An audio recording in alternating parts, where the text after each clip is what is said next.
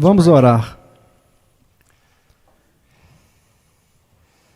Nosso Pai e nosso Deus, nesses dias, conforme temos considerado a perfeição do seu ser, a excelência do seu caráter e a majestade da sua santidade, pedimos que sejamos capazes de sermos conduzidos mais uma vez aos pés da cruz, onde as nossas almas podem se tornar brancas como a neve. E talvez sejamos revestidos de uma retidão alheia, não a nossa, que é a nossa única esperança de permanecer em sua santa presença. Obrigado pela perfeita santidade de Jesus, que por intermédio da tua graça nos concedeste. Nos ajude agora a meditar ainda mais profundamente a respeito de quem tu és e o que o Senhor fez por nós. Rogamos em nome de Jesus. Amém. O texto que eu vou examinar nesta tarde é um par de textos a respeito dos quais eu preguei muitas e muitas vezes. E tenho certeza que alguns de vocês em algum momento já ouviram esta mensagem a respeito da santidade, da justiça e da ira de Deus. Mas se for repetitivo para vocês, eu peço apenas desculpa, porque essas são coisas que devemos examinar ininterruptamente. Vivemos em uma cultura e, infelizmente, em uma igreja que, se acredita na existência de Deus, não considera Deus santo.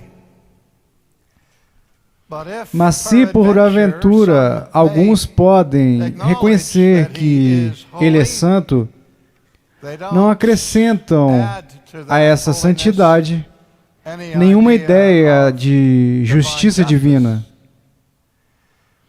E se com a lâmpada de Diógenes podemos encontrar um punhado de pessoas que concordam que Deus é santo e justo, é praticamente impossível encontrar alguém que acrescente a esses elementos a ideia de que Deus é um Deus de ira. Porque a suposição no mundo e na igreja hoje em dia é que o amor de Deus, a misericórdia de Deus e a graça de Deus engolem a justiça e a ira de Deus, ou certamente a superam, estão acima dela. Mesmo em ocasiões nacionais em que pessoas notáveis são enterradas na Catedral Nacional em Washington, é comum ouvir coros cantarem ou gaiteiros tocarem um hino chamado Amazing Grace, mas ninguém acredita que a graça é incrível. É algo que assumimos, porque, mais uma vez, a suposição é que Deus não é santo, que Deus não é justo, e que Deus não é um Deus de ira. Agora, eu sei disso. Se a mãe de Tebit estivesse aqui e ouvisse alguém dizer isso, ela diria, isso é mentira. E não apenas uma mentira, mas uma mentira descarada. E não apenas uma mentira descarada, mas o quê? Uma mentira lavada. Sim, vocês estão ouvindo. Eu gostaria de ler uma passagem para vocês em 1 Crônicas, que é um livro que a gente pode encontrá-lo na Bíblia. E está no Antigo Testamento. E se vocês estiverem tendo problemas para encontrar 1 Crônicas, eu vou dar uma dica de onde está localizado. É logo antes de 2 Crônicas.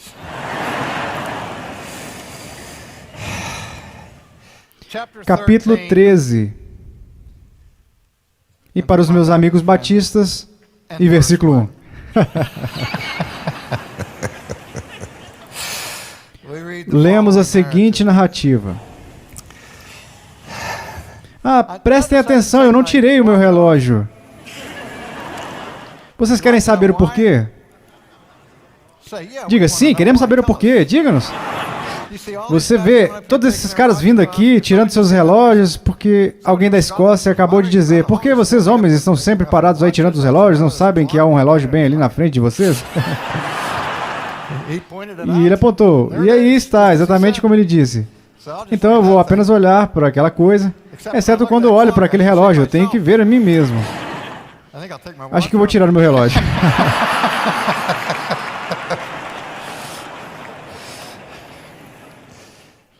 Agora eu dei tempo para vocês encontrarem essa referência.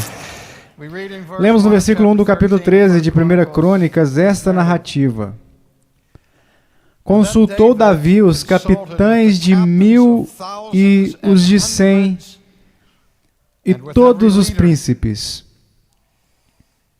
E disse a toda a congregação de Israel: se bem vos parece, e se vem isso do Senhor nosso Deus, enviemos depressa mensageiros a todos os nossos outros irmãos em todas as terras de Israel, e aos sacerdotes e aos levitas, com eles, nas cidades e nos seus arredores, para que se reúnam conosco. Tornemos a trazer para nós a arca do nosso Deus, porque nos dias de Saul não nos valemos dela. Então toda a congregação concordou em que assim se fizesse, porque isso pareceu justo aos olhos de todo o povo. Reuniu, pois, Davi a todo Israel, desde Sior do Egito até a entrada de Amate, para trazer a arca de Deus de Kiriat Jearim.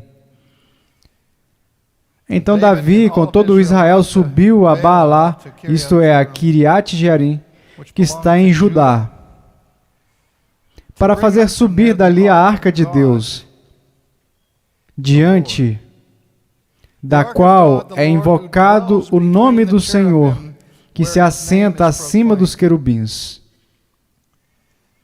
Puseram a arca de Deus num carro novo e a levaram da casa de Abinadab, e Uzá e Aiô guiavam o carro. Davi e todo Israel alegravam-se perante Deus com todo o seu empenho. Essa foi uma ocasião gloriosa, uma ocasião festiva. O trono de Deus estava sendo devolvido ao lugar santo ao qual ele pertencia. Então, toda a nação se reúne para celebrar, cantando com entusiasmo, cânticos, com harpas, com aludes, com tamborins, com símbolos e com trombetas. Quando chegaram à eira de Quidom, estendeu Uzá a mão à arca para a segurar, porque os bois tropeçaram. Então a ira do Senhor se acendeu contra Uzá e o feriu por ter estendido a mão à arca, e morreu ali perante Deus. Desgostou-se Davi, porque o Senhor irrompera contra Uzá, pelo que chamou aquele lugar Pérez Uzá até o dia de hoje. Temeu Davi a Deus naquele dia e disse: como trarei a mim a arca de Deus?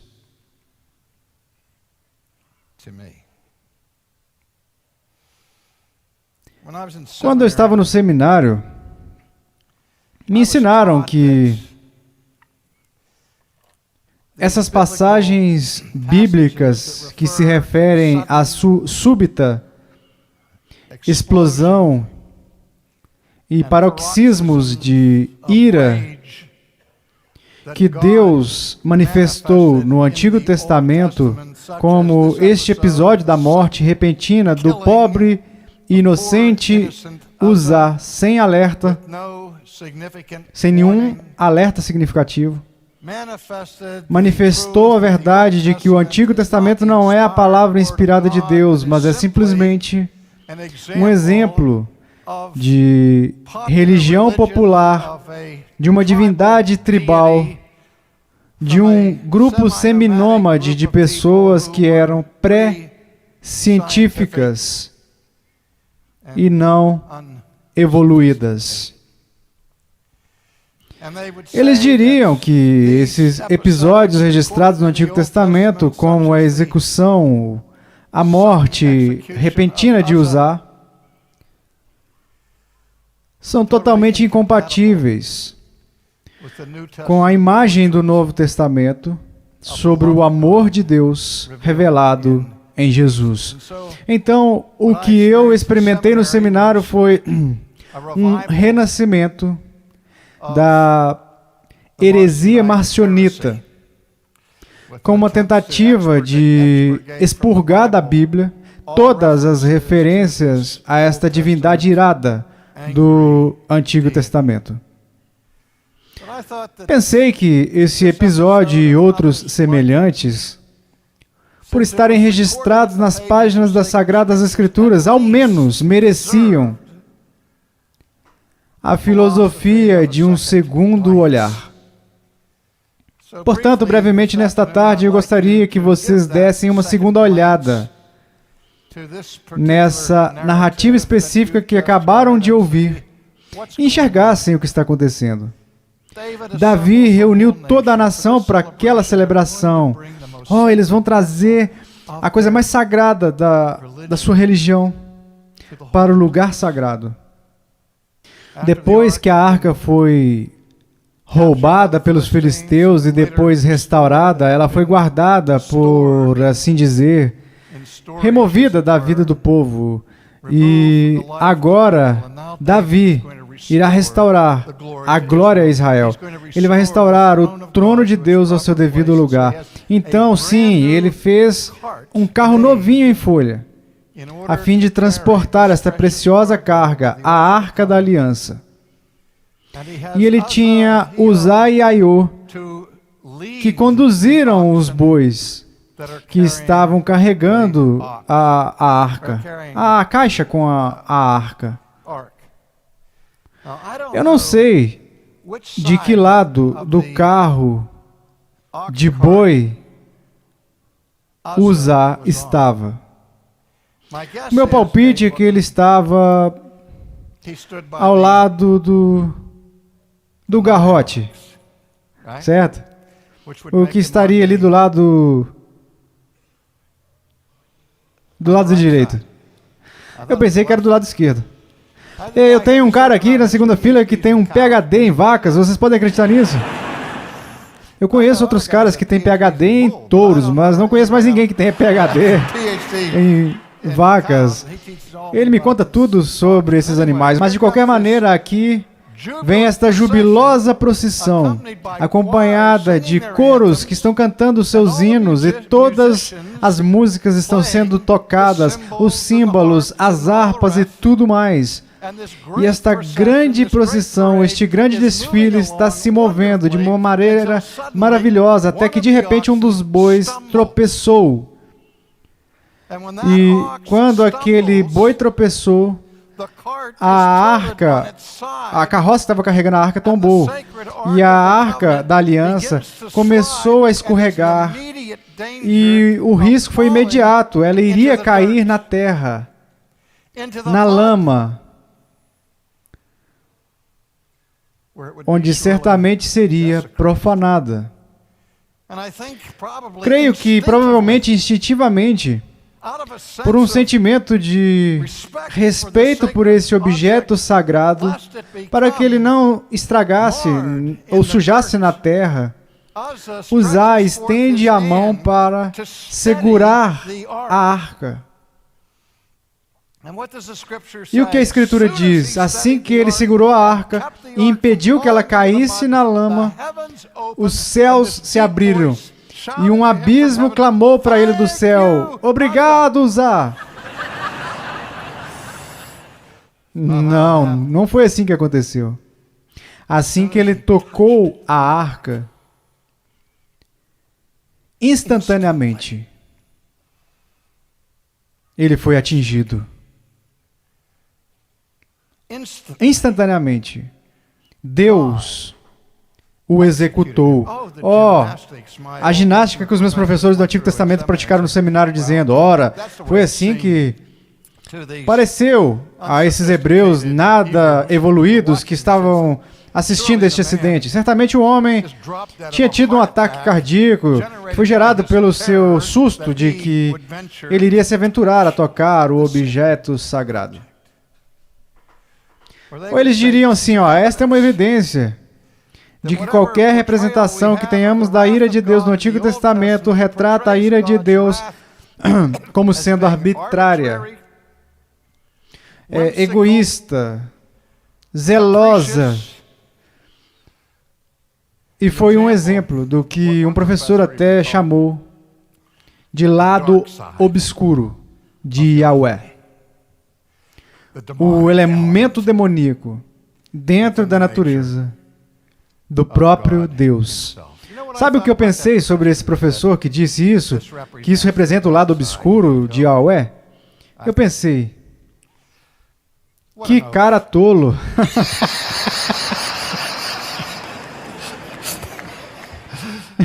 Que raciocínio foi esse? É tarde demais para usá-la. Eu estou pregando sobre 1 Samuel também e eu já passei disso. Então, eu gostaria de tecer isso de volta.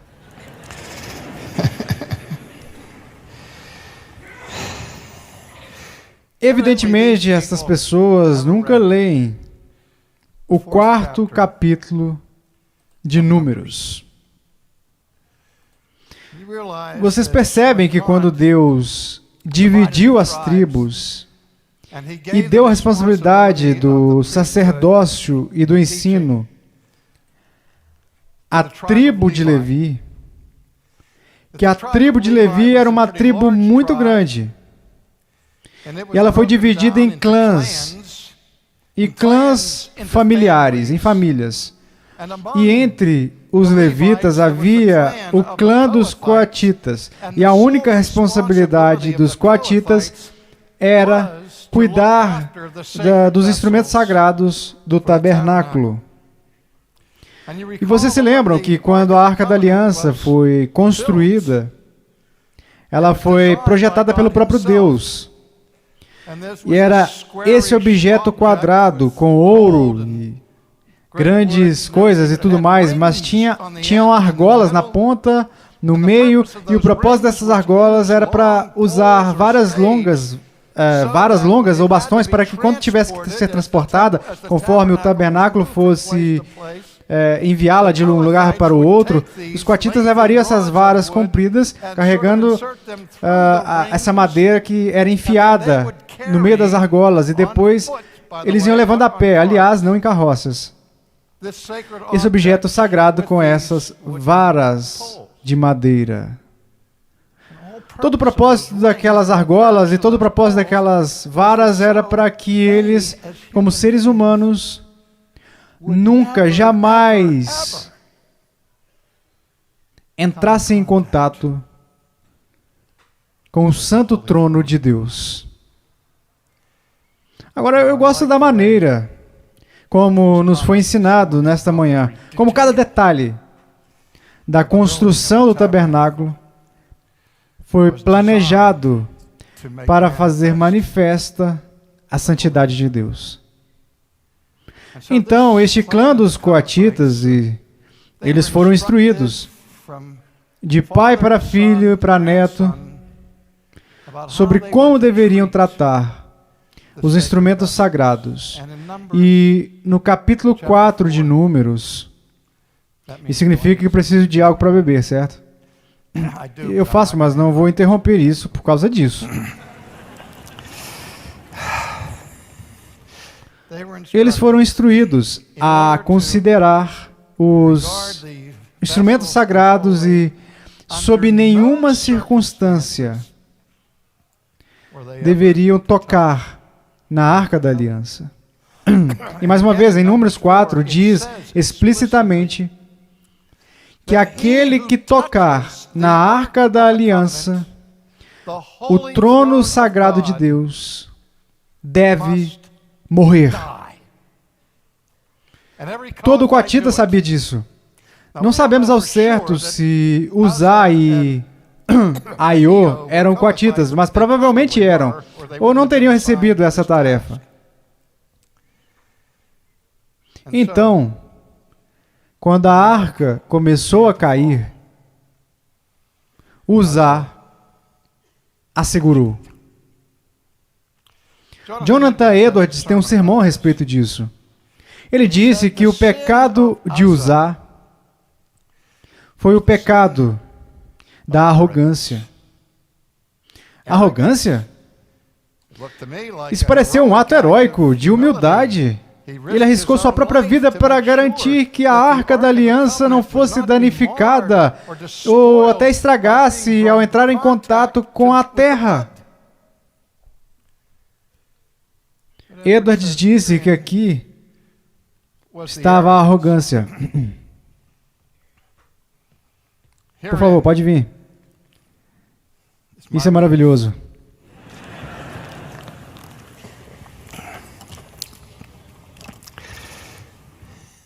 Uzá, em outras palavras, confessou, assumiu que o contato com a lama seria um sacrilégio maior do que o contato com as mãos de um ser humano pecador. Edwards disse, espere um minuto.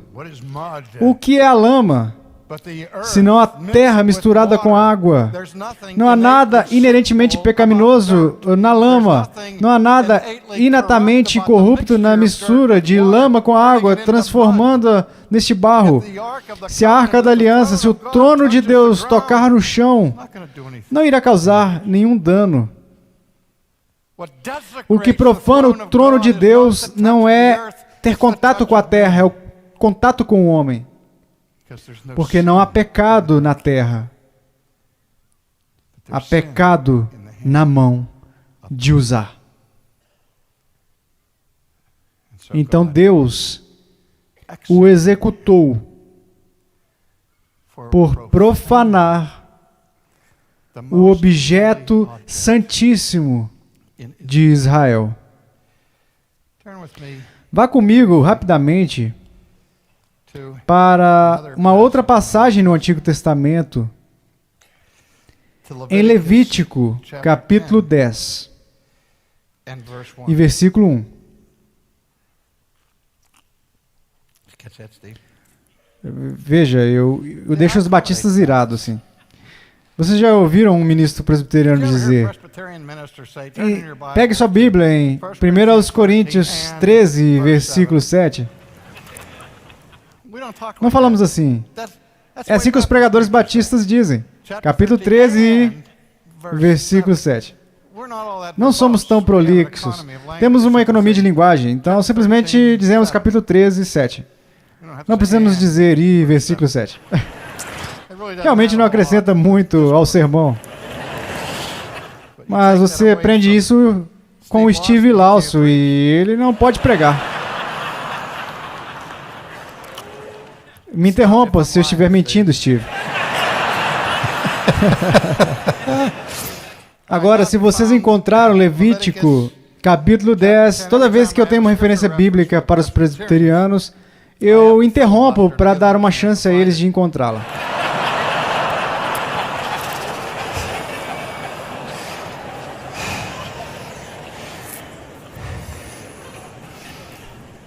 Capítulo 10, versículo 1. Sabe, eu não sei pronunciar os nomes desses caras. Quando eu estava voltando de um semestre pesado lá da Holanda, no aeroporto, para evitar uma multa, eu tive que diminuir o peso da minha bagagem. Então eu deixei as minhas Bíblias hebraicas no aeroporto de Schiphol. Creio que elas ainda estão lá. Então, Nadab e Abiú, filhos de Arão, tomaram cada um o seu incensário e puseram neles fogo. E sobre este incenso e trouxeram fogo estranho perante a face do Senhor, o que lhes não ordenara. Então saiu fogo de diante do Senhor e os consumiu, e morreram perante o Senhor. Alguém me perguntou nessa manhã, Arci, o que foi esse fogo estranho que eles ofereceram no altar? Eu não sei.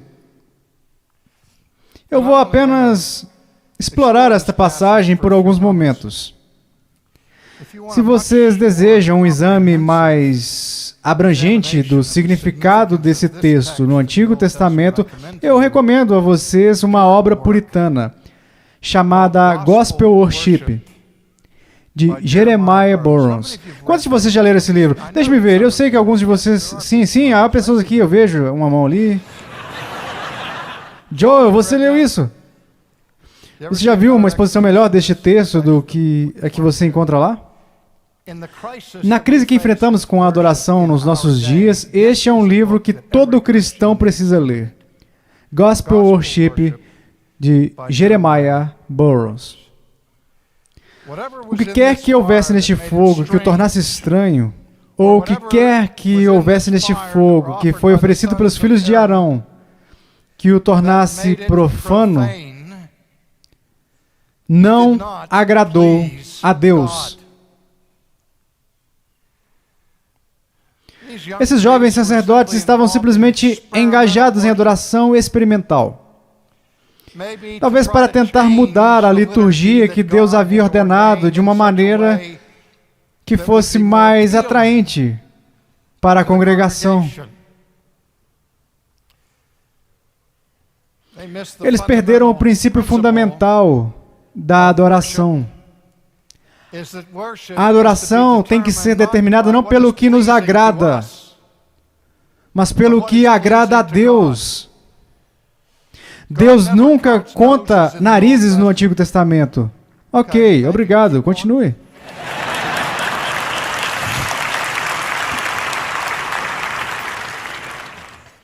O culto de adoração de maior sucesso já registrado na Bíblia foi encontrado no Antigo Testamento. Atraiu mais pessoas, bateu todos os recordes de público. E o louvor foi tão cheio de entusiasmo que quando as vozes dos cantores foram ouvidas a quilômetros de distância em uma montanha, um dos homens que ouviu o barulho desta celebração e deste canto pensou que havia estourado uma guerra. E imaginou que o barulho que estava ouvindo era o tumulto que seguia a batalha. Quando ele foi pesquisar e ver, não era uma guerra.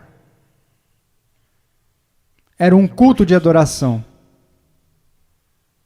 com um bezerro de ouro. Nada atrai maiores multidões do que as práticas de idolatria. Mas esses jovens estavam simplesmente tentando melhorar a adoração de Israel.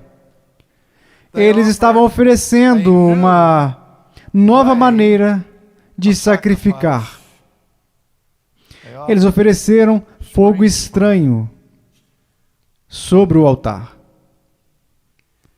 E assim que eles fizeram isso, aquele fogo saiu do altar e os consumiu até ficarem torrados. Eu quero fazer uma pergunta para vocês. Qual vocês pensam que foi a resposta de Arão a isso?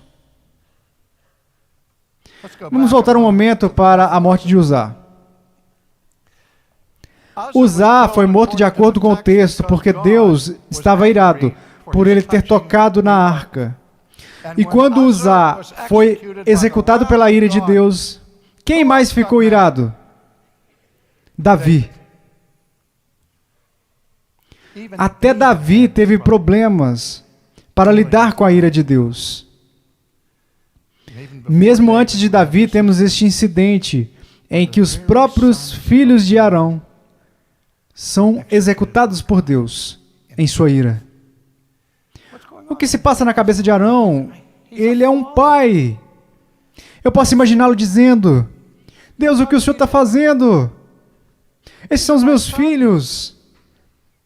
Eles estão seguindo os meus passos. Tudo o que eles fizeram foi mexer só um pouquinho no fogo do altar. Então ele foi e falou com Moisés. E você sabe que a Bíblia é o mestre do eufemismo. Você tem que ler um tanto assim nas entrelinhas, porque no versículo 3 lemos o seguinte: E falou Moisés a Arão, obviamente durante o sofrimento de Arão. Arão, isso é o que o Senhor disse. Você se lembra o que o Senhor disse? Você se lembra do que ele disse na sua ordenação? Você se lembra do que ele disse quando o separou e te consagrou para uma vocação santa?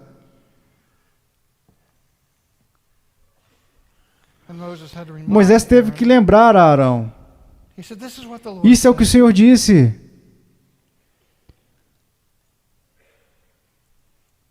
Mostrarei a minha santidade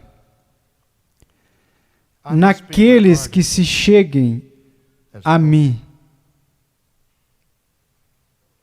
e serei glorificado diante de todo o povo. Você não se lembra disso, Arão?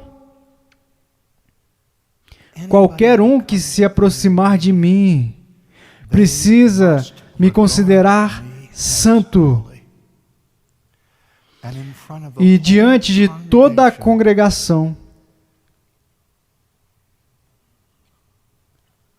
eu devo ser glorificado. Mas em vez de considerar Deus como santo, Nadab e Abiú ofereceram e apareceram em profanação.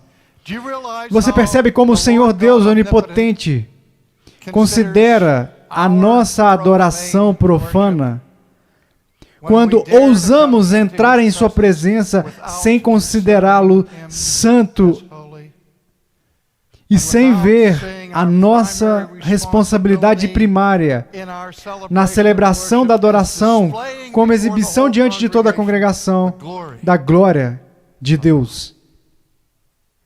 Você se lembra, Arão, quando o Senhor falou essas coisas? O que diz que Arão fez quando Moisés lhe deu este lembrete? Mais uma vez, eufemismo magistral. Porém, Arão se calou. É melhor você crer que Arão se calou. Não havia mais nada para Arão fazer. Não havia espaço aqui para debater. Eu sou o Senhor. Não há outro. E eu serei considerado santo por qualquer um que se aproximar de mim. A história continua, e Moisés chamou Misael e Eusafã, filhos de Uziel, tio de Arão, e disse-lhes: Chegai e tirai vossos irmãos de diante do santuário para fora do arraial. Parece que Deus está sendo um pouco gracioso agora. Ele acabou de matar aqueles jovens. E ele disse: agora venha e traga o corpo dos seus parentes aqui e leve-os para fora e dê um enterro apropriado para eles. Não. Ele diz: tirai vossos irmãos diante do santuário para fora do arraial. Chegaram-se, pois, e os levaram nas suas túnicas para fora do arraial, como Moisés tinha dito. Moisés disse a Arão e a seus filhos Eleazar e Itamar: Não desgreieis os cabelos, nem rasgueis as vossas vestes, para que não morrais, nem venha grande ira sobre toda a congregação. Mas vossos irmãos, toda a casa de Israel, lamentem o incêndio que o Senhor suscitou. Não saireis da porta da tenda da congregação para que não morrais, porque está sobre vós o óleo da unção do Senhor. E fizeram conforme a palavra de Moisés. Você está vendo o que ele está dizendo? Eu nem quero esses corpos dentro do acampamento. Eu não quero ninguém rasgando suas vestes e lamentando no pó em meio às cinzas. Eu não quero nenhum velório para esses caras. Eles estão contaminando o meu santuário. Eu quero que os seus corpos e tudo o que é relacionado a eles seja carregado para fora do arraial. Porque eles me profanaram com essa adoração falsa deles. Você sabe que o sermão mais famoso já pregado na América foi pregado no século XVIII, em Enfield, Connecticut, por Jonathan Edwards. Todos vocês conhecem o nome daquele sermão. Pecadores, nas mãos de um Deus irado. Eu tive que ler aquele sermão pela primeira vez na faculdade, onde essa leitura era obrigatória como exemplo de uma pregação sádica.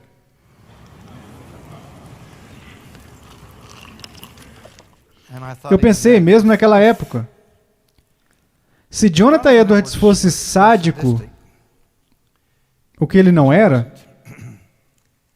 e se ele acreditasse no inferno, o que ele acreditava, um pregador sádico faria tudo ao seu alcance, alegremente, para dizer à sua congregação que tal lugar não existia, e secretamente desfrutar da inevitabilidade de serem mergulhados no inferno. Edwards não era sádico, ele amava a Deus e ele amava o seu povo. Ele se importava com o destino final deles. Quase todo mundo na América já ouviu o título do sermão, Pecadores nas mãos de um Deus irado. No entanto, praticamente ninguém conhece o texto desse sermão.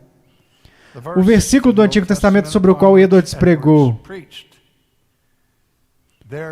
Seus pés escorregarão no devido tempo. E o sermão de Edwards também foi usado em salas de aula por causa de suas ilustrações gráficas da ira de Deus, onde a maioria das pessoas que vê essas imagens que Edwards expôs não tinha ideia de que a grande maioria das imagens que ele usou descreve a situação perigosa de pessoas impenitentes. São imagens extraídas da própria Escritura. O texto, seus pés escorregarão no devido tempo, desenha a imagem de um homem atravessando um abismo profundo em uma ponte de cordas, onde as pranchas que estavam balançando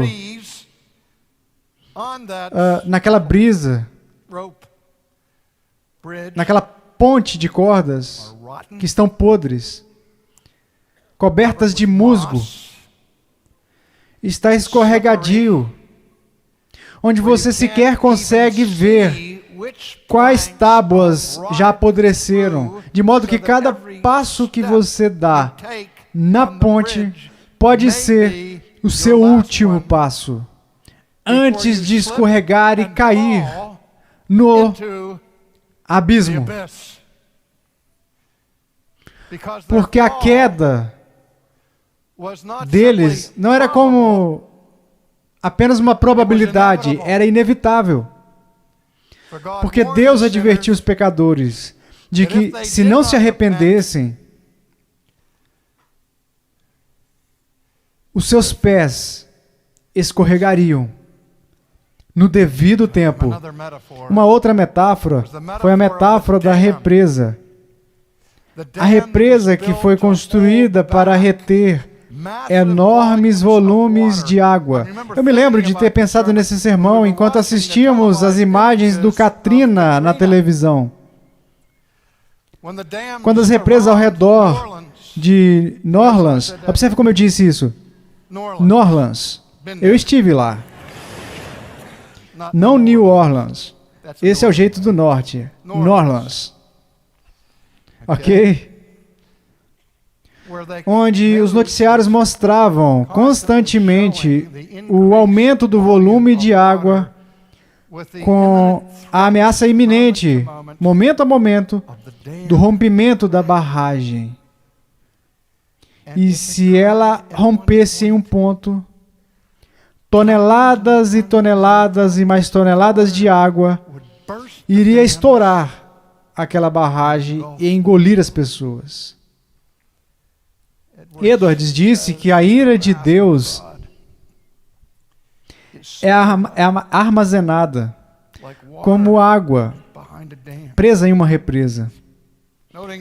Observando o ensino do apóstolo Paulo de que estamos acumulando, entesourando, acumulando ira para o dia da ira.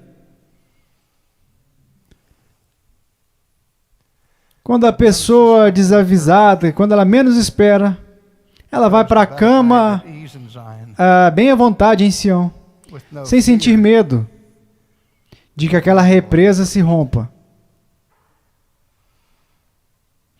Em seguida, ele usou a metáfora do arco, novamente retirando das imagens do Antigo Testamento, onde Edwards disse ao povo: o arco de Deus está preparado.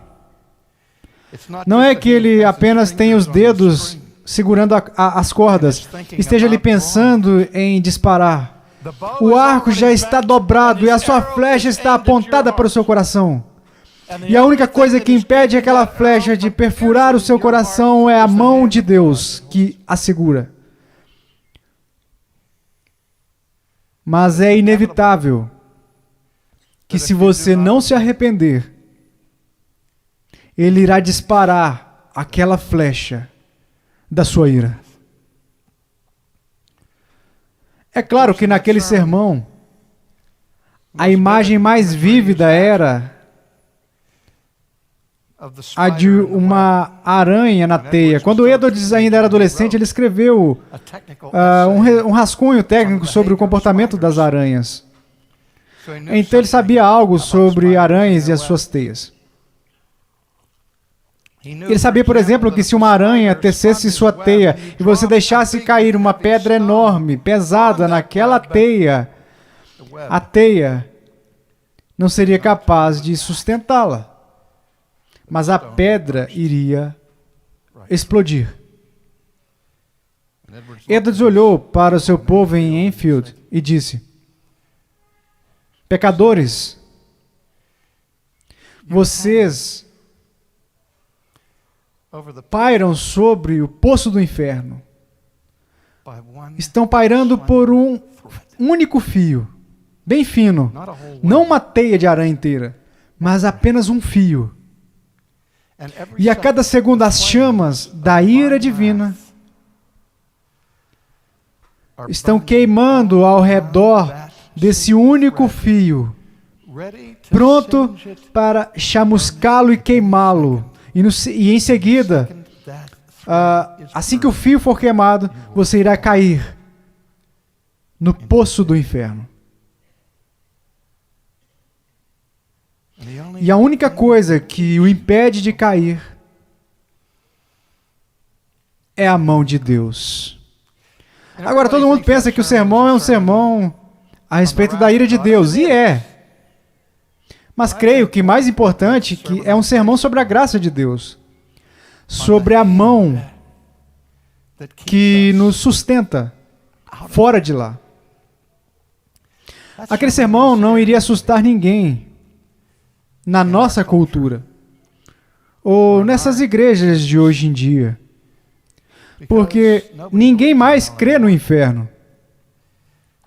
E a maior mentira, A mentira mais monstruosa, a mentira mais descarada de todas é a mentira que as pessoas dizem a si mesmas. Eu não tenho nada com o que me preocupar sobre a ira de Deus. O meu Deus é um Deus de amor. O seu Deus é um ídolo? Isso não é nenhum Deus. Edwards desafiou a congregação, ele disse, vamos lá, vamos raciocinar sobre isso. Você pode me dar alguma razão, desde que você saiu da cama nesta manhã, porque você não caiu no inferno?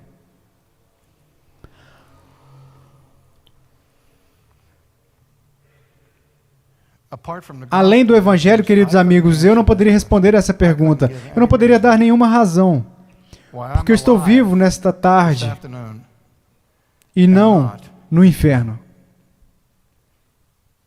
Separado de Deus, de Cristo.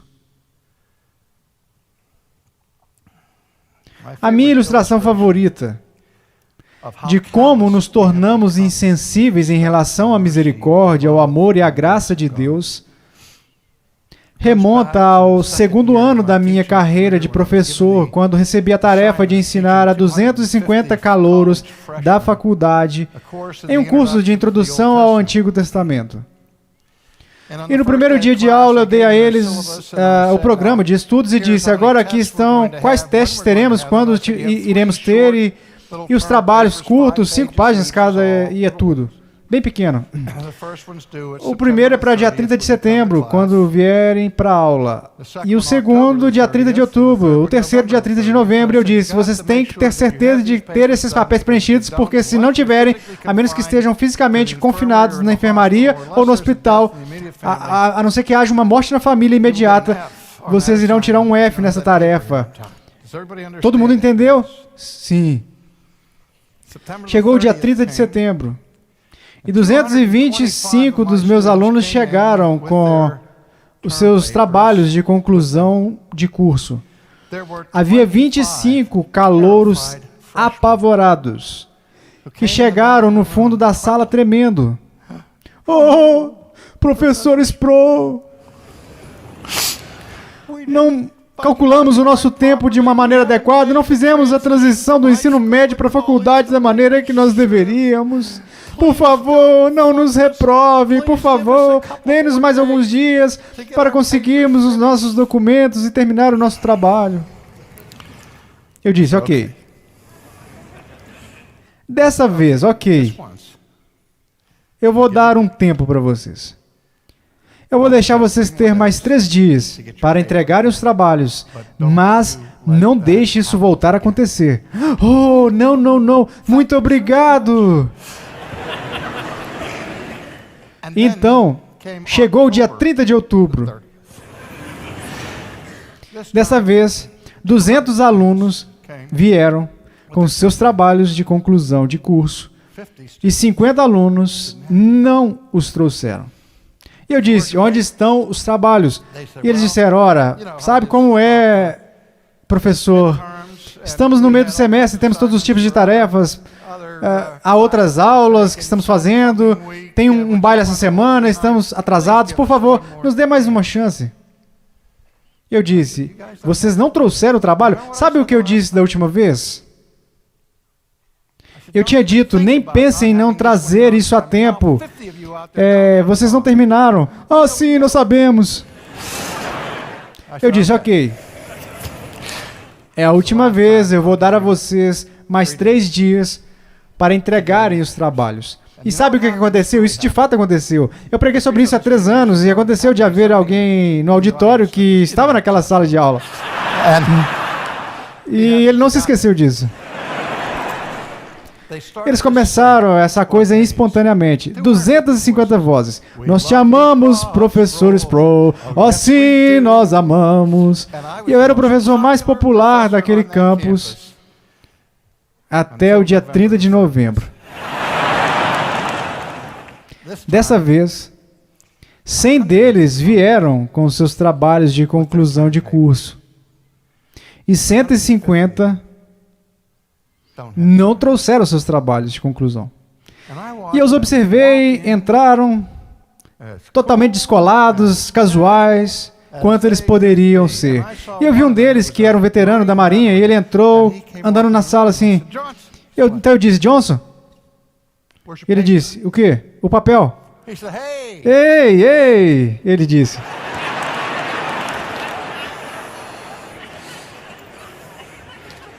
Happy Days. Oh, professor, só mais alguns dias.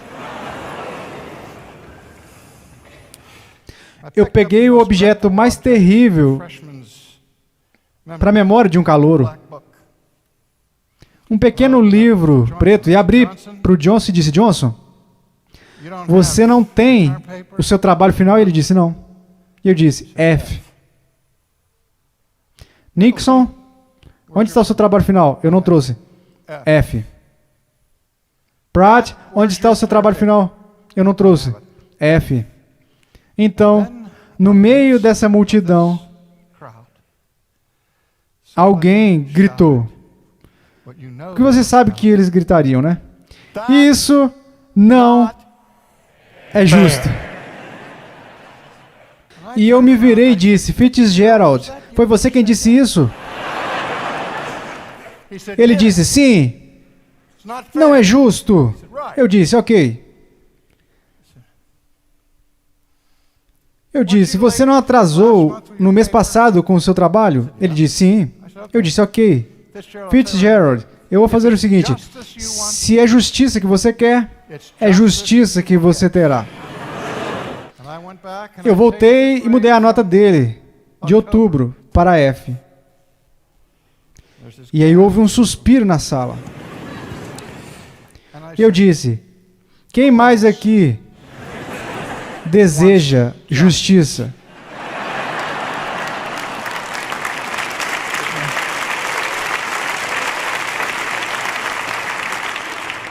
Eu não consegui ninguém que comprasse a ideia. Sabe, foi como uma música semelhante a uma de My Fair Lady. Já me acostumei com a graça dele. O que aconteceu foi que na primeira vez que eles se atrasaram, eles ficaram maravilhados com a graça. Na segunda vez, eles já não se maravilharam mais. Eles basicamente assumiram isso. Na terceira vez, eles exigiram e acreditaram que a graça era um direito inalienável e um direito ao qual todos eles mereciam. Eu aproveitei a ocasião para explicar à minha classe. Eu disse, vocês sabem o que vocês fizeram quando disseram isso não é justo? Vocês confundiram a justiça e a graça. No minuto em que vocês pensam que alguém lhes deve a graça, um sino deveria soar em suas cabeças para lembrá-los de que vocês não estão mais pensando em graça. Porque graça, por definição, é algo que você não merece. É algo que você não pode merecer. Você não tem mérito diante de Deus, exceto demérito. E se Deus sempre te tratar com justiça, a parte de Cristo, você irá perecer. E o seu pé escorregará no devido tempo. Sempre que há um grupo tão grande reunido, não me importa a razão, seja um culto na igreja, uma conferência cristã, eu sei que há pessoas neste local, agora mesmo, que está bem longe do inferno. E eles estão assumindo que não irão para lá. Mas se há um Deus, e há, e se Ele é santo, e Ele é,